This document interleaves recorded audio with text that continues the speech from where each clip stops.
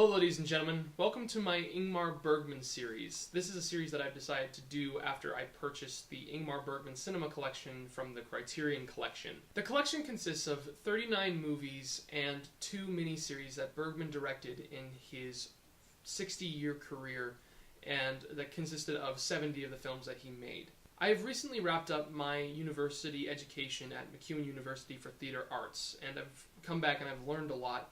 But one thing I haven't really learned a lot through the education system is about filmmaking and film in general. So I've been self-educating myself over the last few years, and the Ingmar Bergman Cinema Collection is actually something I purchased to help expand my own film understanding and artistic understanding.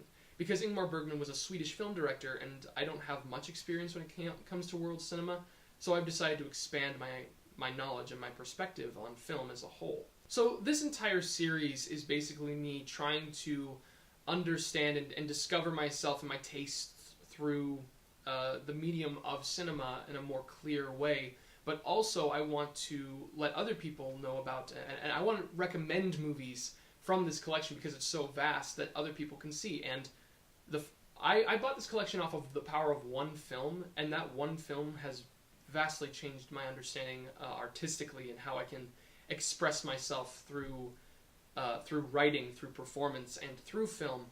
And I feel like if anyone can, I think anyone should be able to have that opportunity to be able to expand their own knowledge. So that's what I want to try to do with this series, as well as talk about my favorite Bergman films, and of course talk about the films I think are his best movies, the best performances, the best scenes, and the best moments once I've seen all the films. One last thing before we start off, the way that the collection is actually set up is it's set in order if you were going to be watching the movies thematically through a film festival format. So it actually starts off with the movie Smiles of a Summer Night, which was a film he made in 1955, and he started his career in 1946. So you're already at the beginning of this festival jumping 10 years into his career, and he basically made a movie a year for 60 years. So I felt it was a more accurate understanding to unpack him as an artist and unpack what he was expressing chronologically as opposed to thematically. And the last thing I want to state is I do not know Ingmar Bergman personally. I am not going to make assumptions about him personally. All I want to do with this is talk about the movies. I don't want to unpack him as an individual or as a person. I just want to understand more about films and find films to recommend through someone in the art house cinema world that I've come to respect over the last few months, and I hope that you guys can find something to respect as well. Let's start off with the first film that he directed on his own, Crisis. This is also the film that he wrote. It's a story of a young woman named Nancy who is pulled into the lives of 3 people. A guardian that has been taking care of her since she was a child, who is low on her own. She doesn't have very much income, and she has to steal money from her maid. Well, steal money. She has to bargain with her. And her biological mother, who later comes in to take her back to her life, and a young man named Jacques, who wants to... Basically, he wants to fool around. He wants to screw around with Nancy. And it's funny because he also has a relationship going with her biological mother. So that's what Crisis is on the basis level. It's a very much a character exploration film. And it's focusing on the themes of youth being pulled apart by these very differing worlds of the old generation and also the sleazy underbelly generation. And trying to find some kind of morality and some, not purpose for existing, but just some kind of identity in yourself and your surroundings. This is not a great movie.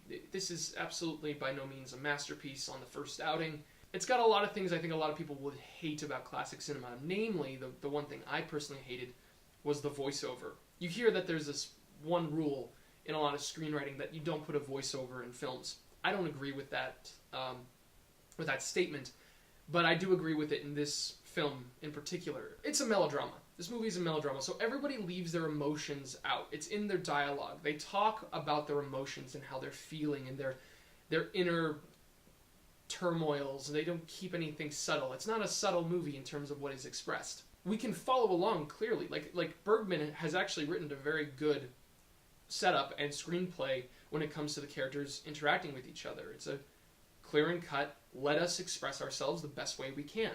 So we can follow along, but the voiceover undercuts our intelligence. It basically explains the subtext of the movie so that you do not have to do any work whatsoever when you're watching this film. You don't have to ask yourself, what's the subtext meaning? What's the underbelly of this movie? What's really going on with these characters? What are they feeling? We don't need to know because the voiceover tells us. And that's a really big issue, because why then revisit the film if you're being told and fed by a spoon that's being shoved in your face, this is what's going on? That's the problem with a lot of voiceovers that not a lot of people consider. And it's by far the biggest problem with this movie. One thing that Bergman has been known for in his career is close-ups. Like, as he's developed, close-ups have been the thing that people mostly say, that's a Bergman movie. And the attempts at close-ups in this film are not very well done. And the biggest one I can say is, there's a scene where Jack is at a train station with the older woman caregiver, and a close-up zooms in on his face, and it is very much out of focus.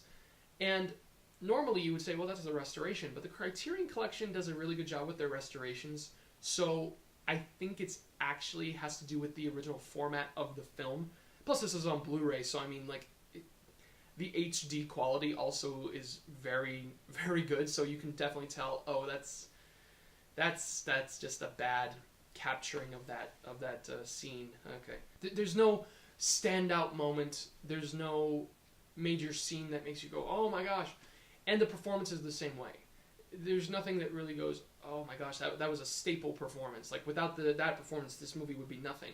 I almost thought about Jack, but no, I didn't care for his performance either. The biggest one I had an issue with was there's a lover that Nancy has. Like, he's like a boyfriend. He's very respectful, but boy, oh boy, was this character just not well fleshed out. Like, and I mean through the script. The performance doesn't help it, and the script does not aid this character in any way. He's just a non-existent person. That's another problem with this movie. The stakes involved for most of the characters aren't really well fleshed out.